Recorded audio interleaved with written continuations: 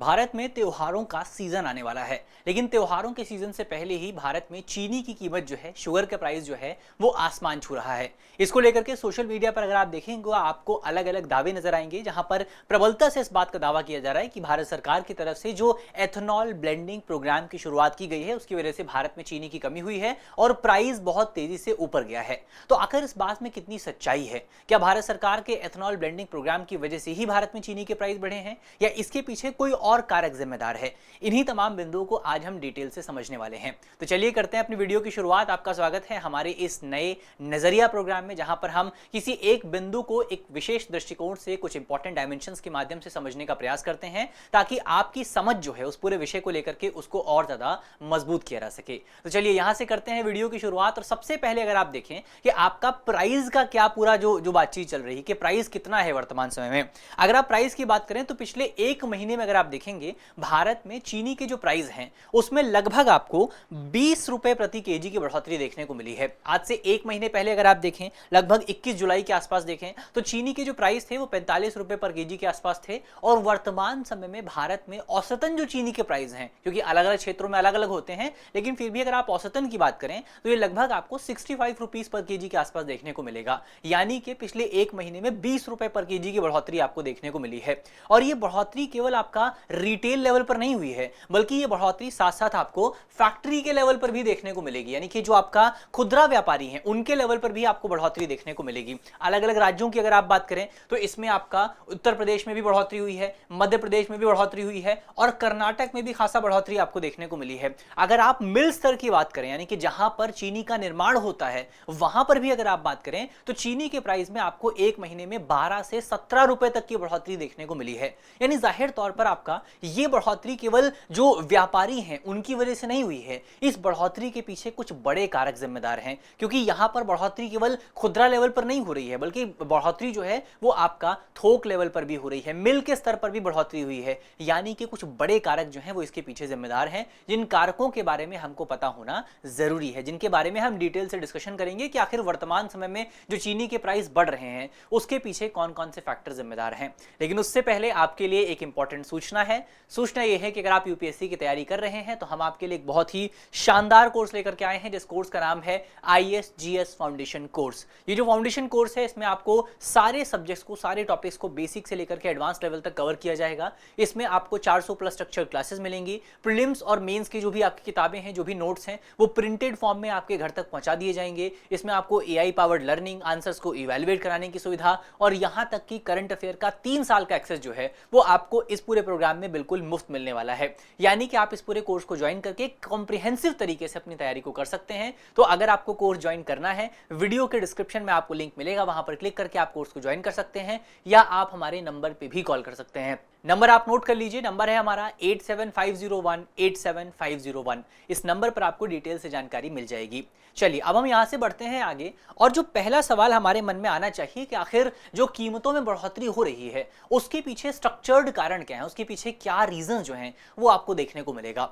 इसमें जो सबसे पहला रीजन आपको देखने को मिलेगा वो ये है कि इस बार शुगर का जो प्रोडक्शन है वो तुलनात्मक रूप से कम रहा है। या आप शुगर केन की बात करें, गन्ने की अगर आप बात करें तो गन्ने का जो प्रोडक्शन है वो इस बार तुलनात्मक रूप से कम रहा है। अगर आप आंकड़ों की बात करें, आंकड़े अगर आप देखें, यहां पर एक बार हम आंकड़ों के माध्यम से इस पूरे टॉपिक को समझने की कोशिश करेंगे। अगर आप आंकड़ों की बात करें तो अनुमान यह था कि इस बार के जब भी हम बात करेंगे तो इसका मतलब यह है कि यहां पर 2025-26 की बात हो रही है। 2025-26 को लेकर के अनुमान यह था कि जो आपका शुगर का प्रोडक्शन रह सकता है वो लगभग आपका अनुमानित शुगर का जो प्रोडक्शन रहेगा वो 339 लाख टन के आसपास रहने वाला है। शुगर का जो प्रोडक्शन है वो 339 टन के आसपास रहेगा। इसमें से 309 टन जो है, लाख टन जो है, ये बेसिकली आपका इस्तेमाल किया जाएगा भारत में कंज्यूम करने के लिए, जबकि जो बाकी 30 लाख टन बचता है उसको भारत में एथेनॉल प्रोग्राम के लिए इस्तेमाल किया जाएगा। तो बाकी जो 30 लाख टन बचता है उसको एथेनॉल प्रोग्राम के लिए इस्तेमाल किया जाएगा। तो एक अनुमान यह था कि इस बार भारत में जो शुगर प्रोडक्शन हो सकता है वो 309 लाख टन के आसपास रहेगा, 309 लाख टन के आसपास रहेगा। लेकिन उत्पादन रहा कितना? असल उत्पादन की अगर आप बात करें, असल उत्पादन आपका मात्र 270 लाख टन के आसपास रहा, 79 लाख टन के आसपास रहा। यानी कि ओवरऑल प्रोडक्शन में आपको 30 लाख टन की कमी देखने को मिली। 30 लाख टन की कमी जो है वो प्रोडक्शन में आपको देखने को मिली। कितना प्रोडक्शन रहा टोटल आपका? टोटल जो प्रोडक्शन रहा वो आपका 329 कि जो उपलब्धता, जो टोटल प्रोडक्शन था वो 279 लाख टन के आसपास था। इससे पहले आपका पिछले साल का जो ओपनिंग स्टॉक था वो 50 लाख टन के आसपास था। यानी कि भारत में जो टोटल चीनी की उपलब्धता थी इस पिछले साल की शुरुआत में 2025-26 की शुरुआत में वो 329 लाख टन के आसपास थी। इसमें से आपका 200 लाख टन जो है वो घरेलू खपत में इस्तेमाल कर लिया गया। 200 लाख टन जो है वो घरेलू खपत में इस्तेमाल कर लिया गया, जबकि 8 लाख टन जो है उसका निर्यात कर दिया गया। अंत में हमारे पास जो क्लोजिंग स्टॉक बचा जब 2026-27 की शुरुआत हो रही थी तो वो था मात्र 41 लाख टन के आसपास। तो हमारे इस साल की शुरुआत यानी मौजूदा वर्ष जो है 2026-27 की शुरुआत में हमारे पास जो क्लोजिंग स्टॉक बचा हुआ था वो मात्र 41 लाख टन के आसपास था। और अगर आप इस 41 लाख टन के आंकड़े की बात करें तो ये आंकड़ा जो है 2016-17 के बाद से 2016-17 के बाद से अब तक का सबसे खराब क्लोजिंग स्टॉक माना जा सकता है। अब तक का सबसे खराब क्लोजिंग स्टॉक इसको माना जाएगा। लेकिन यहां पर एक और चिंता का विषय है, ये जो हमने आंकड़ों की बात की थी कि क्लोजिंग स्टॉक 50 लाख टन के आसपास है, हमने देखा था कि क्लोजिंग स्टॉक जो है वो जो ओपनिंग स्टॉक था पिछले साल का वो 50 लाख टन के आसपास था। लेकिन बहुत सारी रिपोर्ट्स ये बताती हैं कि जो इस बार का ओपनिंग स्टॉक था वो 50 लाख टन के आसपास नहीं था, वो मात्र 48 लाख टन के आसपास था। यानी कि 2 लाख टन यहां पर कम था। और अगर ये 2 लाख टन कम था, अगर वो रिपोर्ट सही है तो इस बार का हमारा जो क्लोजिंग स्टॉक था वो आपका 41 लाख टन नहीं था, वो 39 लाख टन था। यानी कि ये और भी ज्यादा कम हो जाता है। तो पिछले कुछ सालों का जो क्लोजिंग स्टॉक का रिकॉर्ड था वो इस बार टूट गया। तो सबसे पहला कारण आपको क्या देखने को मिला कि इस बार आपका चीनी का जो प्रोडक्शन था वो प्रोडक्शन यहां पर कम था और इसी वजह से आपको चीनी की उपलब्धता में यहां पर इतनी बड़ी गिरावट देखने को मिली है। तो ये एक इंपॉर्टेंट पॉइंट यहां पर हमने समझा कि चीनी का जो प्राइस जो बढ़ा है उसके पीछे एक जो स्ट्रक्चर्ड कारण है वो ये है कि आपका चीनी का उत्पादन कम हुआ था। तो ये हमने देखा। अब दूसरा यहां पर कारण अगर आप देखें कि चीनी का उत्पादन कम क्यों हुआ, चीनी का उत्पादन इस वजह से कम हुआ क्योंकि शुगर केन का उत्पादन कम हुआ था, गन्ने का उत्पादन कम हुआ था। और गन्ने का उत्पादन क्यों कम हुआ था, उसके पीछे मुख्य तौर पर आपका वेदर और डिजीज रिलेटेड फैक्टर्स आपको देखने को मिलते हैं। वेदर और डिजीज रिलेटेड फैक्टर्स जो हैं वो यहां पर आपको देखने को मिलते हैं। तो इसको थोड़ा सा एक बार हम डिटेल से समझने की कोशिश करते हैं। अगर आप देखें भारत में जो गन्ने का सबसे बड़ा उत्पादन होता है वो कुछ राज्यों की अगर आप बात करें, इसमें आपको महाराष्ट्र, कर्नाटक और उत्तर प्रदेश देखने को मिलते हैं। इसमें अगर आप महाराष्ट्र की बात करें तो पिछले साल महाराष्ट्र में 2025-26 में अनुमान ये था कि जो आपका गन्ने का टोटल उत्पादन रहेगा वो 130 लाख टन के आसपास रहेगा। लेकिन असल में कितना उत्पादन हुआ, असल में मात्र आपका 99.2 लाख टन के आसपास उत्पादन हुआ। यानी कि यहां पर आपको कमी देखने को मिली। अगर आप कर्नाटक की बात करें तो कर्नाटक में अनुमान यह था कि 63 लाख टन गन्ने का उत्पादन होगा, लेकिन हुआ कितना, मात्र आपको 47.2 लाख टन गन्ने का उत्पादन देखने को मिला। उत्तर प्रदेश की अगर आप बात करें, उत्तर प्रदेश में अनुमान यह था कि 103 लाख टन गन्ने का उत्पादन होगा, लेकिन हुआ कितना, हुआ आपका केवल 89.7 लाख टन। यानी कि भारत के जो 3 बड़े राज्य हैं जहां पर गन्ने का सबसे ज्यादा उत्पादन होता है, उन तीनों राज्यों में आपको गन्ने के उत्पादन में कमी देखने को मिली। अब सवाल ये उठता है कि आखिर इस कमी के पीछे का कारण क्या था। अगर आप पिछले साल की बात करें, 2025-26 की बात करें, तो पिछले साल तो मानसून भी अच्छा रहा था। तो आखिर गन्ने के उत्पादन के कम होने का कारण क्या था। इसके कारण की अगर आप बात करें तो पिछले साल मानसून तो आपका ठीक ठाक रहा था, लेकिन मानसून की इंटेंसिटी जो थी वो ठीक ठाक नहीं थी। पिछले साल आपको क्या देखने को मिला था, जैसे अगर आप महाराष्ट्र और कर्नाटक की खासतौर पर बात करें तो वहां पर बारिश तो ठीक ठाक हुई थी,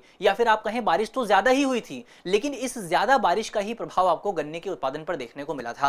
अब अगर गन्ने के उत्पादन की आपकी बात करें, गन्ने के उत्पादन के लिए आपको क्या चाहिए होता है, गन्ने के उत्पादन के लिए आपको जाहिर तौर पर ज्यादा पानी की जरूरत होती है, तो बारिश आपको ज्यादा चाहिए, लेकिन बहुत ज्यादा बारिश नहीं चाहिए। गन्ने के उत्पादन के लिए आपको धूप की भी जरूरत पड़ती है, गन्ने के उत्पादन के लिए आपको हवा की भी जरूरत पड़ती है। जब बारिश रुकती है तब गन्ने की जो जड़ें हैं, जो वहां पर आपका जो हवा है वो पहुंच पाती है, वहां पर आपका जो है धूप पहुंच पाती है, जिसकी वजह से गन्ने की जड़ें मजबूत होती हैं और गन्ने में जो आपका सुक्रोज है, जो गन्ने में जो मीठापन है, वो भी वहां पर मजबूत होता है, वो भी ज्यादा होता है। लेकिन पिछले साल क्या हुआ कि बारिश बहुत ज्यादा हुई, इस बहुत ज्यादा बारिश की वजह से वाटर लॉगिंग हो गई, यानी कि खेतों में पानी पूरी तरीके से भर गया, और जब खेतों में पानी भर गया तो वहां जो जो गन्ने की जड़ें हैं उसमें हवा नहीं पहुंच पाई, वहां पर धूप नहीं पहुंच पाई, जिसकी वजह से गन्ने की जड़ें मजबूत नहीं हो पाई और सुक्रोज की कमी आपको देखने को मिली, यानी कि गन्ने में जो आपका जो रस होता है उसकी कमी आपको देखने को मिली। तो ये भी एक इंपॉर्टेंट जो है एक कारण था जिसकी वजह से गन्ने का उत्पादन महाराष्ट्र और कर्नाटक में पिछले साल कम हुआ था।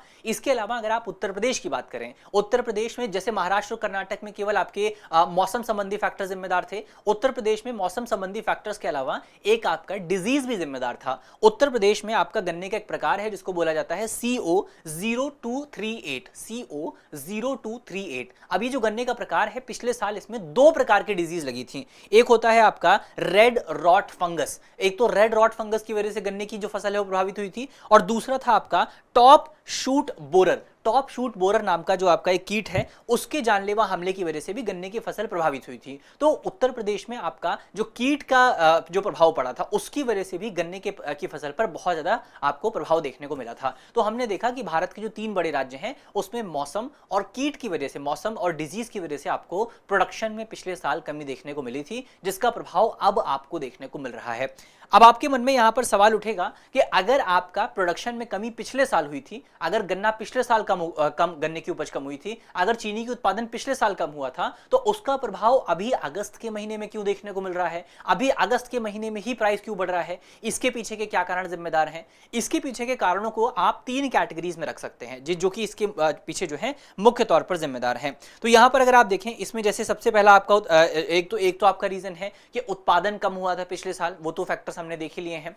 दूसरा इसमें रीजन जो जिम्मेदार है वो ये है कि अभी वर्तमान समय में हमारे देश में जो मॉनसून है वो इस बार कंपैरेटिवली कम रहा है। आपको पता है मॉनसून के आंकड़े भी हमने देखे हैं, आपका जुलाई के दौरान भी बारिश कम हुई थी, जून के दौरान भी बारिश कम हुई थी, अगस्त के दौरान भी आपको कम बारिश देखने को मिली है, और अनुमान ये है कि इस बार का पूरा जो मॉनसून रहने वाला है वो कम रहने वाला है। और अगर मॉनसून कम रहेगा तो गन्ने की फसल पर आपको और ज्यादा प्रभाव देखने को मिलेगा, क्योंकि हमने देखा था कि गन्ने के उत्पादन के लिए आपको बहुत ज्यादा पानी की जरूरत पड़ती है, और पानी जो है मुख्य तौर पर गन्ना उन्हीं क्षेत्रों में उगाया जाता है जहां पर जो आपका बारिश है वो ठीक ठाक रहती है। तो अगर बारिश कम रहेगी तो गन्ने का उत्पादन भी कम होगा। तो एक अनुमान ये भी है कि 2026-27 में जो आपका फसलों का उत्पादन होगा, जो गन्ने की फसल होगी, वो कम रह सकती है, यानी कि भविष्य में भी सप्लाई के कम होने की उम्मीद है। दूसरा ये कारण है। तीसरा कारण है आपका फेस्टिवल की एक्सपेक्टेशन। वर्तमान समय में भारत जो है आपका अगस्त का जो अगला महीना है, सितंबर और अक्टूबर का जो महीना है, वो भारत में फेस्टिवल का सीजन कहा जाता है। दिवाली आने वाला है, दशहरा आने वाला है, और भी तमाम फेस्टिवल जो है वो आपको इसमें देखने को मिलेंगे, जहां पर आपका जो चीनी की डिमांड है वो डिमांड बढ़ने वाली है। तो इसी वजह से बहुत सारे जो आपके जो चीनी के जो आपके सप्लायर्स हैं वो अपना जो प्रोडक्शन है उसको कंट्रोल, अपना जो सप्लाई है उसको कंट्रोल करके रखते हैं, उसको होर्डिंग कर लेते हैं, उसका जो है उसको अपने पास रोक करके रखते हैं कि जब प्राइस में बढ़ोतरी होगी तब जाकर के हम यहाँ पर अपनी सप्लाई को बाहर निकालेंगे और उनको प्रॉफिट होगा। तो यहाँ पर जो अगस्त के महीने में आपको चीनी की प्राइस में बढ़ोतरी देखने को मिली है, उसके पीछे आपको मुख्यतः 4 फैक्टर्स देखने को मिलेंगे। सबसे पहला फैक्टर है आपका कम उत्पादन, यानी कि ओवरऑल उत्पादन ही कम हुआ है, तो हमारे पास सप्लाई का लेवल ही कम है। जब सप्लाई का लेवल कम है तो जाहिर तौर पर प्राइस आपका ज्यादा ही होगा। तो एक तो वो फैक्टर है, लेकिन वो तो लॉन्ग टर्म फैक्टर है। अगर इसके शॉर्ट टर्म फैक्टर की बात करें तो एक कागजी स्टॉक का पर्दाफाश यहां पर आपको देखने को मिला है। इसका मतलब ये है कि अभी हमको ये पता चला है, बहुत सारी रिपोर्ट्स निकल करके आई हैं जहां पर ये बताया गया कि जो आपका चीनी मिल्स थी, चीनी मिल्स ने अपनी कागजों पर जो स्टॉक दिखाया हुआ था, उनके पास असल में उस स्टॉक से कम मात्रा में स्टॉक मौजूद था, कम मात्रा में चीनी मौजूद थी। तो एक ये जो पर्दाफाश हुआ है, इसकी वजह से भी आपके जो सप्लायर्स हैं वो काफी ज्यादा घबराए हुए हैं, इसकी वजह से भी प्राइस जो है वो आपका काफी ज्यादा बढ़ा हुआ है। इसके अलावा भविष्य का तो डर है ही, इस बार का जो हमारा मानसून है वो काफी कमजोर रहा है, और महाराष्ट्र और कर्नाटक में जो आपका गन्ने का उत्पादन होता है वो कहीं ना कहीं मानसून पर डिपेंडेंट होता है। तो ऐसे में अगर मानसून कमजोर रहेगा तो महाराष्ट्र और कर्नाटक में गन्ने का उत्पादन कम होगा। इसका भी परिणाम है कि आपका जो चीनी का स्टॉक है वो इस बार रोक करके रखा है, और फिर ओवरऑल आपका त्योहारों को लेकर के जमाखोरी आपको देखने को मिल रही है, यानी कि जो आपके सप्लायर्स हैं, जो आपके रिटेलर्स हैं, वो चीनी के स्टॉक को होल्ड करके रखे हुए हैं कि जब भविष्य में आपका सितंबर और अक्टूबर के महीने में फेस्टिवल आएगा तो चीनी का प्राइस जब बढ़ेगा तब वो अपने स्टॉक को बाहर निकालेंगे। और क्योंकि स्टॉक कम है, सप्लाई कम है, ओवरऑल इन तमाम फैक्टर्स की वजह से क्या हो रहा है, इन तमाम फैक्टर्स की वजह से आपका सप्लाई कम हो रही है। सप्लाई यानी कि आपका जो जो सप्लाई है यहाँ पे, जो आपका आपूर्ति है, आपूर्ति कम हो रही है। और इकोनॉमिक्स के जो नियम है वो सीधे तौर पर कहते हैं कि जब किसी चीज की आपूर्ति कम होती है तो उसका प्राइस अपने आप बढ़ जाता है। और वही चीज यहाँ पर आपको अगस्त के महीने में चीनी के साथ देखने को मिली है कि चीनी का प्राइस अब यहाँ पर बढ़ चुका है। तो ये एक इंपॉर्टेंट फैक्टर हमने देखा कि चीनी का प्राइस आखिर अगस्त के महीने में ही इतना ज्यादा क्यों बढ़ा है, उसके पीछे के क्या फैक्टर हैं वो हमने यहाँ पर देख लिए हैं। लेकिन अब एक सवाल आपके मन में उठ रहा होगा कि आखिर सोशल मीडिया पर जो चर्चा हो रही है कि सरकार के एथेनॉल ब्लेंडिंग प्रोग्राम की वजह से भारत में चीनी का जो इस्तेमाल है वो आपका एथेनॉल में ज्यादा किया जा रहा है, या गन्ने का जो इस्तेमाल है वो एथेनॉल में ज्यादा किया जा रहा है, जिसकी वजह से भारत में चीनी के प्राइस बढ़ रहे हैं। अब इस दावे में कितनी सच्चाई है, थोड़ा सा उस पर उसकी भी हम जांच करने की कोशिश करते हैं। तो यहाँ जो आर्टिकल है, ये आर्टिकल कहता है कि अगर आप इस दावे को ब्लैक एंड व्हाइट तरीके से देखने की कोशिश करेंगे तो आप इस पूरे टॉपिक को नहीं समझ पाएंगे। इस पूरे टॉपिक को समझने के लिए आपको इसकी नुआंस्ड को समझना पड़ेगा। आर्टिकल ये कहता है कि अगर आप पूरी तरीके से दावा करते हैं कि केवल एथेनॉल ब्लेंडिंग प्रोग्राम की वजह से भारत में चीनी के प्राइस बढ़े हैं तो आप गलत होंगे, और अगर आप पूरी तरीके से दावा करते हैं कि एथेनॉल ब्लेंडिंग प्रोग्राम की वजह से चीनी के प्राइस पर कोई असर नहीं पड़ा है तो भी आप गलत होंगे। तो आर्टिकल ये कहता है कि आपका दोनों ही कारण यहां पर जिम्मेदार हैं। तो पार्शियल रीजन जो है, पार्शियल एथेनॉल जो रीजन है वो आपको देखने को मिलेगा। आर्टिकल हमारे सामने बताता है कि आपका पूरी तरीके से आप एथेनॉल को जिम्मेदार नहीं ठहरा सकते हैं, क्योंकि पूरी तरीके से जो कारण जिम्मेदार हैं उन पर हमने पहले बात कर ली है। अब हम एथेनॉल की बात करते हैं। आपको याद होगा शुरुआत में हमने चर्चा की थी कि इस बार का अनुमान ये था कि जो आपका एथेनॉल ब्लेंडिंग प्रोग्राम है उसके लिए लगभग 30 लाख जो आपका टन गन्ना है, उतने गन्ने को हम जो है एथेनॉल ब्लेंडिंग प्रोग्राम के लिए अलग से डाइवर्ट करेंगे। तो कितना डाइवर्ट किया गया? 30 लाख टन गन्ना जो है वो डाइवर्ट किया गया। और इस बार चीनी की कमी कितनी है वो भी हमने बात की थी। इस बार चीनी की जो कमी है वो लगभग 34.5 लाख टन के आसपास है। 34.5 लाख टन के आसपास है।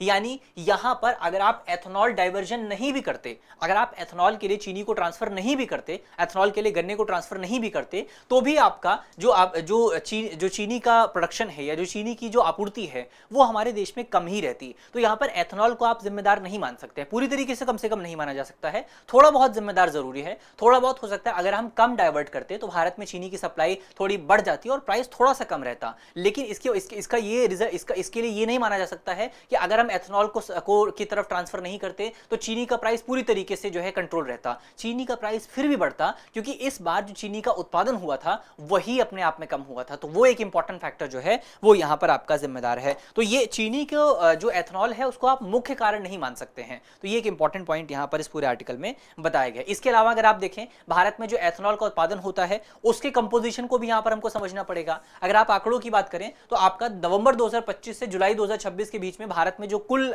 जो एथेनॉल का उत्पादन हुआ था वो लगभग 810.67 करोड़ लीटर के आसपास था।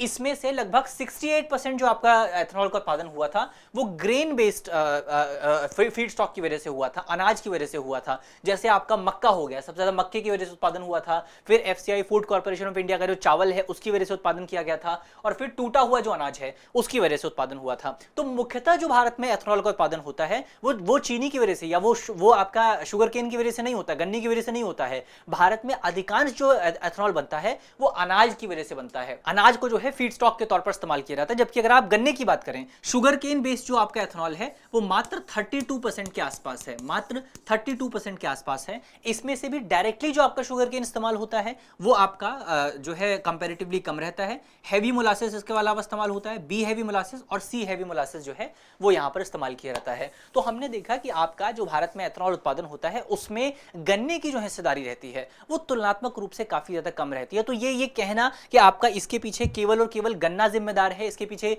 जो आपका चीनी का जो प्राइस बढ़ रहा है उसके लिए केवल सरकार की जो एथेनॉल पॉलिसी है वो जिम्मेदार है, ये जो है आपका एक बहुत ही रैशनल बात नहीं होगी, एक तार्किक बात नहीं होगी। इसके अलावा सरकार ने इस पूरे प्राइस को कंट्रोल करने के लिए जो प्राइस बढ़ रहे हैं उसके लिए बहुत सारे प्रयास भी किए हैं। इन प्रयासों की अगर आप बात करें तो सबसे पहले भारत सरकार की तरफ से चीनी के निर्यात पर पूरी तरीके से प्रतिबंध लगा दिया गया था, क्योंकि सरकार का अनुमान यह था कि जब भारत से बाहर चीनी नहीं जाएगी तो फिर भारत में जो आपकी डोमेस्टिक सप्लाई है उसमें आपको बढ़ोतरी देखने को मिलेगी और भारत में चीनी के प्राइस को कंट्रोल किया जा सकता है।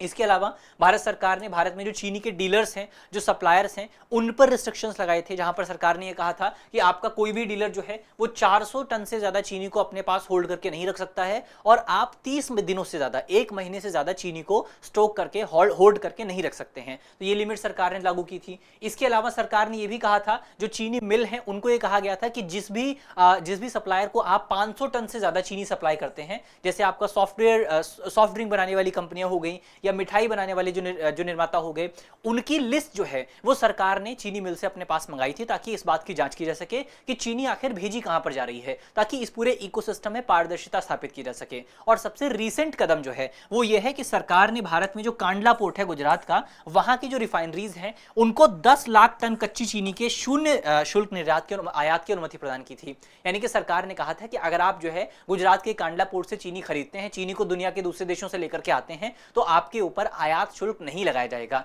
जिसका प्राथमिक उद्देश्य था कि भारत में चीनी की प्राइस को कंट्रोल किया जा सके और भारत में चीनी की सप्लाई को बढ़ाया जा सके। तो इसके लिए भी सरकार ने प्रयास किया था। तो ये हमने देखा कि सरकार ने ऐसा नहीं कि पिछले कुछ समय में प्रयास नहीं किए हैं, सरकार ने प्रयास किए हैं और भविष्य में और भी प्रयास किए जा सकते हैं। सरकार अभी जो है वो और भी कदम यहां पर उठा सकती है। इसमें अगर आप देखें तो यहां पर और क्या कदम उठाए जा सकते हैं, इसमें यहां पर आपका जो सरकार ने आयात में छूट प्रदान की है, आयात के शुल्क की छूट प्रदान की है, उससे उम्मीद है कि भारत में आपका जो चीनी का जो सप्लाई है वो बढ़ सकता है। और बहुत सारे एक्सपर्ट्स को उम्मीद इस बात की भी है कि हो सकता है कि इस साल जो इस विषय पे इतनी चर्चा हो रही है, हो सकता है कि भविष्य में आगे आने वाले साल में सरकार चीनी को जो एथेनॉल ब्लेंडिंग की तरफ डाइवर्ट करती है, वो डाइवर्जन थोड़ा सा कम किया जाए। वो डाइवर्जन जो है, जो अभी 30 लाख टन के आसपास है, उसको थोड़ा सा कम किया जाए। तो ये एक इंपॉर्टेंट चीज जो है वो यहाँ पर आपके सामने निकल करके आती है। लेकिन इसमें अब सबसे बड़ा सवाल क्या उठता है, जो सबसे बड़ा सवाल है इस पूरे टॉपिक को लेकर के, वो है फूड वर्सेस फ्यूल डिबेट। तो ये डिबेट लगातार आपकी चलती ही रहेगी। इस डिबेट पर हमने पहले भी जो है डिटेल से चर्चा की थी,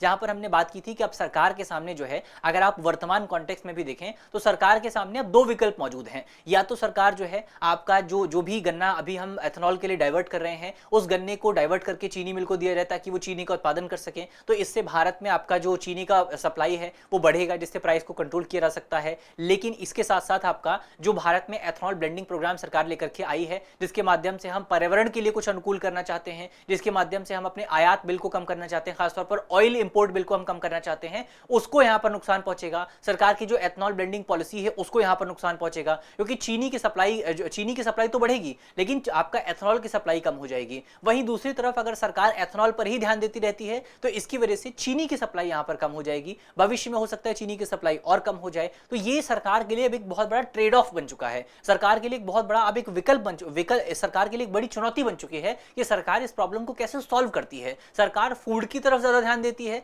सरकार खाद्य उत्पादन पर ज्यादा ध्यान देती है। अगर सरकार खाद्य उत्पादन पर ध्यान नहीं देगी तो आम लोगों को नुकसान होगा। आम लोगों के पास इतने रिसोर्सेज नहीं है कि वो चीनी इतनी महंगी खरीद सकें, तो उनको नुकसान होगा। भारत में महंगाई बढ़ेगी और भारत में महंगाई जो है वो एक बहुत बड़ा पॉलिटिकल टूल होता है, जिसका इस्तेमाल करके सरकारें तक गिराई जा सकती हैं। तो ये सरकार के लिए एक बड़ी चुनौती है। और अगर सरकार एथेनॉल ब्लेंडिंग प्रोग्राम पर ध्यान नहीं देती है तो भारत में जो आपका आयात बिल है वो भी बढ़ता रहेगा और उससे भी महंगाई बढ़ेगी, वो भी सरकार के लिए बड़ी चुनौती है। तो दोनों को बैलेंस कैसे किया जाता है, यहां पर सरकार एक बहुत बैलेंस रास्ता जो है वो सरकार को अपनाना पड़ेगा। तो ये बात इस पूरे आर्टिकल में लिखी हुई है। तो इसी नोट के साथ यहां पर हमारा जो टॉपिक है वो समाप्त होता है। अंत में आपके लिए एक मेंस का सवाल है, जिसका जो जवाब है वो आपको इस जवाब जो आपको 250 शब्दों में लिखना है। 15 मार्क्स का सवाल है। सवाल में आपसे पूछा गया है कि भारत में एथेनॉल मिश्रण कार्यक्रम ऊर्जा सुरक्षा को मजबूत करता है, लेकिन कृषि भूमि, जल और खाद्यान्न के वैकल्पिक उपयोग के कारण खाद्य बनाम ईंधन का समझौता उत्पन्न होता है, या खाद्य बनाम ईंधन की जो डिबेट है वो उत्पन्न होती है। इस पर आपको चर्चा करनी है। 250 शब्दों में आपको इसका जवाब लिखना है। मेंस का सवाल है, इसी पर आपको एक प्रीलिम्स का सवाल भी मिलेगा, जिसमें आपसे पूछा गया कि गन्ने के उचित एवं लाभकारी मूल्य यानी कि फेयर एंड रेम्यूनरेटिव प्राइस के संदर्भ में निम्नलिखित कथनों पर विचार कीजिए। पहला हमारा स्टेटमेंट है, गन्ने का फेयर एंड रेम्यूनरेटिव केंद्र सरकार द्वारा आर्थिक मामलों की मंत्रिमंडलीय समिति की स्वीकृति से निर्धारित किया जाता है।